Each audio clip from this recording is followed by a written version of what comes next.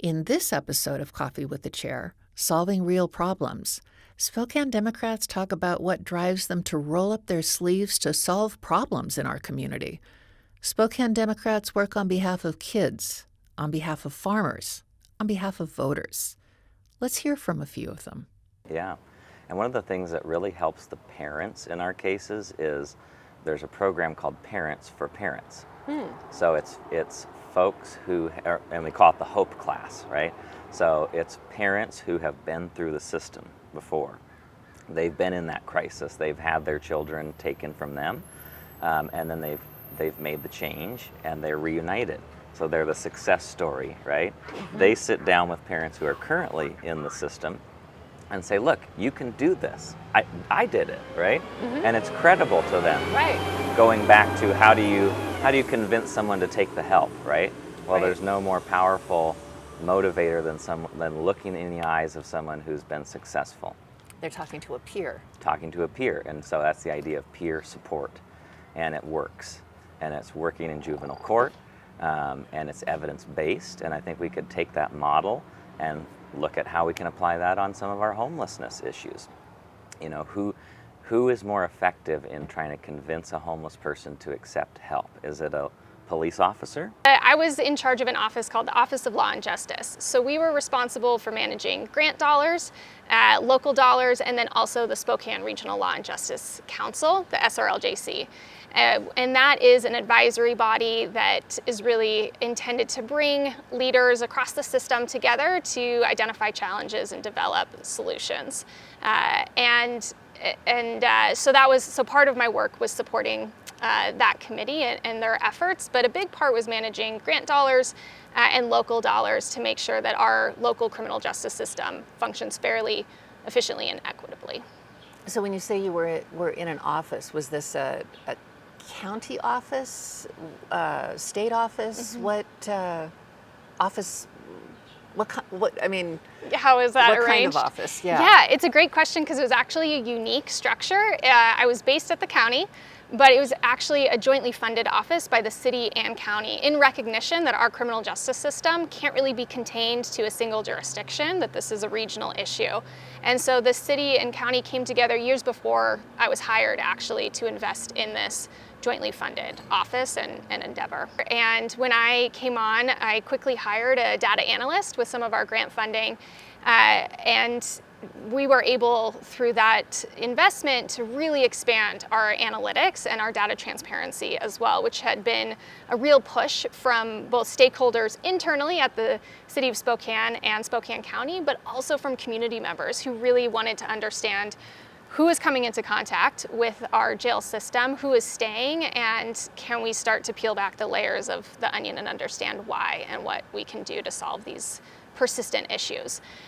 So we still had work to do in terms of expanding the data analysis, but I'm very proud of what we were able to achieve during that time, which included a publicly available jail data dashboard. So it's still available online. Folks can log on and sort of interact with the data to see on any given month who are we incarcerating, broken down by age, race, gender. You can look at some of the charge categories as well and bail amounts. One of our elected officials, Tim Ormsby, state representative, he actually pulled me into this new nonprofit that had been that was getting ready to start a pilot program. It's called PreEmployment Preparation Program, or PEP. And it's really for non-traditional folks, people who maybe got their GED or never finished high school, folks who are formerly incarcerated and are just now able to get back to full-time work. So we're providing support in not just the education aspect. So the program goes 4 weeks. They get a $100 a week stipend just for showing up and coming. To alleviate some of the burden of being in school, while you're not working. They also have access to tools, a full set of tools once they find employment. And during the program, while they're getting their certificates in education, they have access to a network within the union so they can get apprenticeship positions or get to full-time work as soon as possible. Because we know with labor, there's a lot of opportunity that comes with building that skill. It can create stable jobs for folks, and it can give them job growth opportunities to become an owner, to get their contractor's license, to get more involved in bigger projects, and also to travel. So there's a lot of growth, there's a lot of opportunity when it comes to unions and labor jobs. Having that kind of background, having the business background, being a CPA, understanding governmental accounting, understanding internal controls, that is absolutely vital for the elections process, because it's all about the controls that are in place to ensure that every step of that process is done properly, and that if there is a problem, that the problem is detected. And then also for financial services, and then when it comes to recording deeds, liens, and mortgages and recording, or processing titles and renewals in licensing.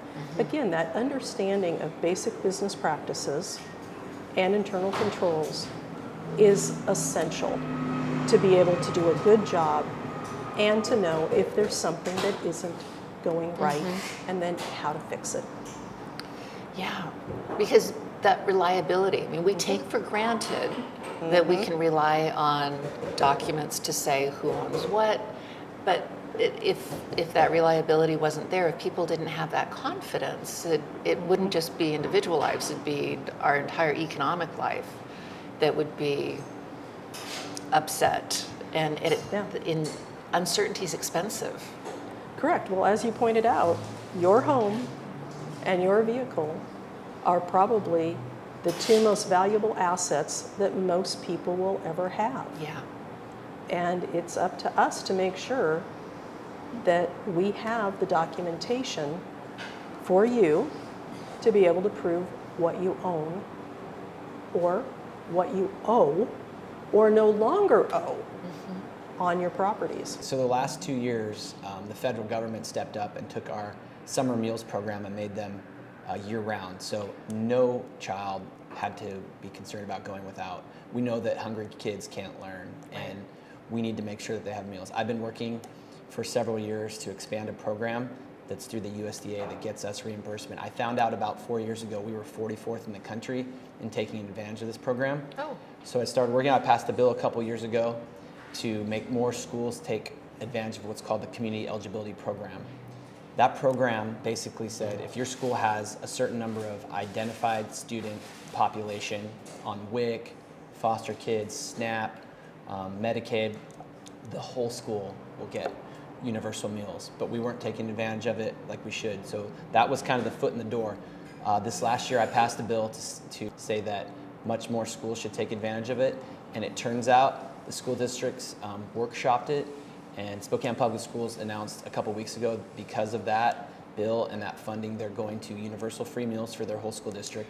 Wow. So I'm excited about that, but more importantly, this bill is taking us to 51% of our students, over 500,000 students will have universal meals next year. Hungry kids can't learn. We know that nutritious meals ensure they're going to be healthy, that they'll thrive, and it just seems, it's a head scratcher to know why any children go without at school. And it's our best way to combat hunger, and we saw that over the pandemic, to make sure they have nutritious meals at school. So through the Washington State Department of Agriculture, we have programs that can allow technical assistance to help those local growers get food in. And I certainly think we need to move back to, scratch and modified scratch cooking.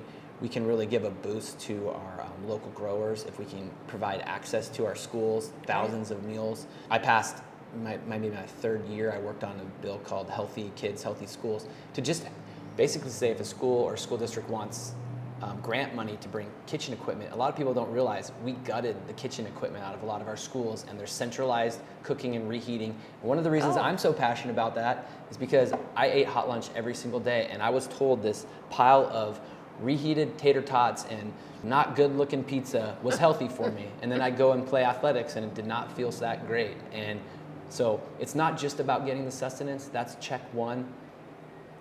The next piece is getting locally grown healthy food and making that universal as well.